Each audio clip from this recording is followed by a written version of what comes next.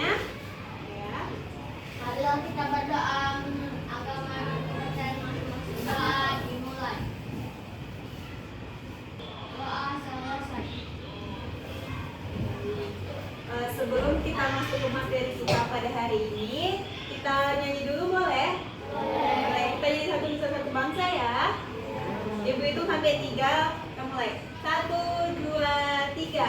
Satu nusa, satu bangsa, satu bahasa kita. Tanah air pasti jaya untuk selama-lamanya.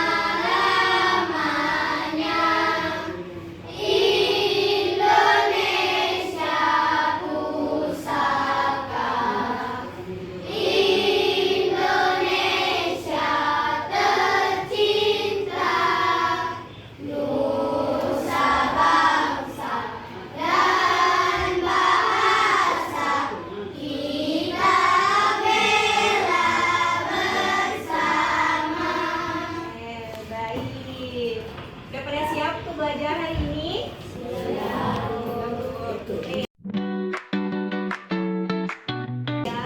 Oke, baik, kita langsung aja masuk ke materi kita pada hari ini, yaitu tentang teks prosedur. Anak-anak ibu ada yang tahu tidak teks prosedur itu apa? Nggak ada yang tahu. Jadi, teks prosedur adalah jenis teks yang berisi langkah-langkah atau petunjuk yang harus diikuti untuk mencapai suatu tujuan atau menyelesaikan suatu masalah. Nah, contohnya seperti apa, Bu? Kalian pernah nggak masak Indomie di rumah? Nah, itu kan ada langkah-langkahnya kan, mulai dari masak air sampai mendidih, terus buka bungkusnya, masuk ke Indominya. Nah, itu disebut dengan teks prosedur.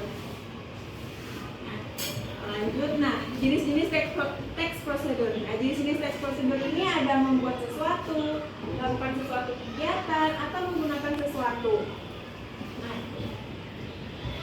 Nah, lanjut ke ciri-ciri teks prosedur. Nah, ciri-ciri teks prosedur yang pertama yaitu menggunakan kalimat imperatif. Ada yang tahu kalimat imperatif itu apa?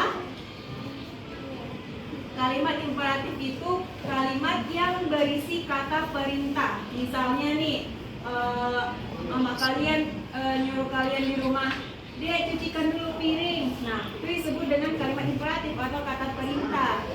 Nah, yang kedua konjungsi temporal. Nah, konjungsi temporal ini contohnya ini.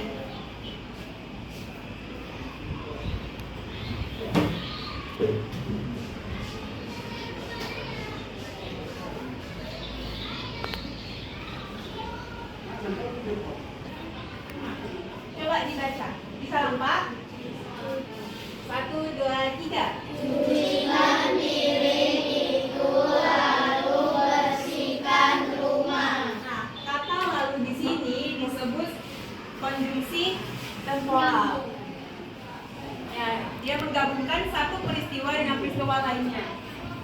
Nah, ciri-ciri yang ketiga yaitu menggunakan bahasa jelas dan rinci. Nah, kalau kita membuat teks prosedur itu, kita harus menggunakan bahasa yang jelas dan rinci agar bisa mencapai tujuannya. Nah, struktur teks prosedur itu yang pertama ada tujuan teks prosedur, yang kedua ada bahan dan alat, yang ketiga langkah-langkahnya, dan yang keempat ada penutup. Nah, apa sih manfaat dari teks prosedur? Nah, manfaat dari teks prosedur yang pertama yaitu mempermudah dalam memahami dan mengikuti suatu proses. Nah, yang kedua menjamin proses yang dilakukan sesuai dengan tujuannya. Nah, yang ketiga meminimalisir kesalahan. Nah, tuh. Nah, contohnya cara menyeduh teh hangat. Nah, tujuannya yaitu untuk membuat teh hangat untuk dinikmati. Nah, tadi kan ciri-cirinya ada bahan dan alat. Nah, bahannya apa? Yaitu 1 kantong teh celup, air panas. Terus alatnya apa? Ada gelas atau cangkir dan sendok.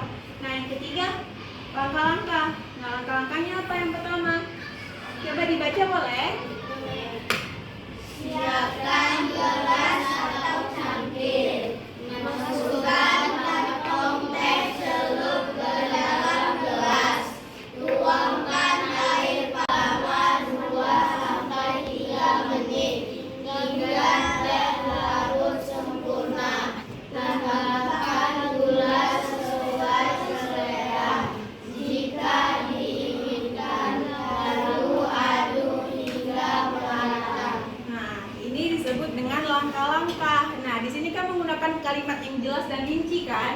agar tidak terjadi kesalahan. Nah, seperti itu. Nah, jadi kesimpulannya yaitu teks prosedur memberikan petunjuk langkah-langkah secara sistematis untuk mencapai tujuan dengan struktur yang jelas. Nah, ada tujuan, bahan, langkah-langkah, dan bahasa yang sederhana. Teks ini memudahkan aktivitas kita sehari-hari dan memastikan hasil yang diinginkan tercapai dengan efisien. Nah, jadi anak-anak ibu udah tahu belum teks prosedur itu apa? Udah kan? Oke, kalau udah, ibu ada lembar kerja peserta didik. Ibu mau kalian kerjain? Bisa kan? Bisa. Bisa.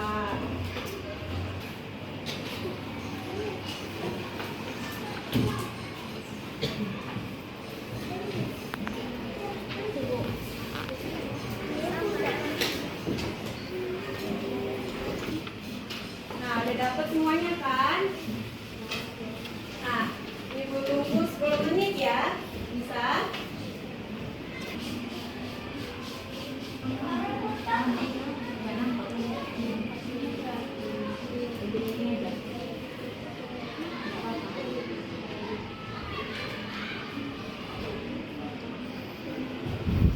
Waktunya udah habis, boleh dikumpulkan. Kalau pas siap gak siap, kumpul aja.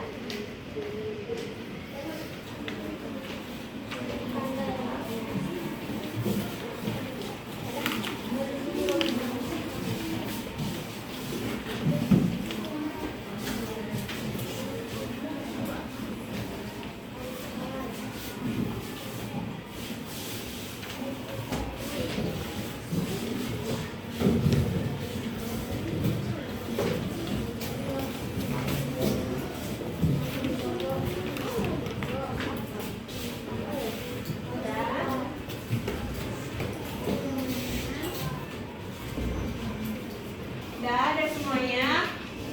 Kayaknya udah pada nggak semangat nih. Speaking mau? Boleh ya? Lihat ibu, nanti kita bareng-bareng. Lihat ibu dulu nanti ya. Namanya tepuk berpola. Kalau bilang tepuk 1, tepuknya gini. Tepuk 2, tepuk 3, tepuk 4. Itu tepuk 4. Kita tepuk 4-nya. Tepuk 5. Gitu. Udah? Ngerti semuanya? Oke, bisa kita mulai? Oke, hitung ya. 1, 2, 3. Tepuk 1, tepuk 2, tepuk 3, tepuk 4, tepuk 5, tepuk 5 3 kali.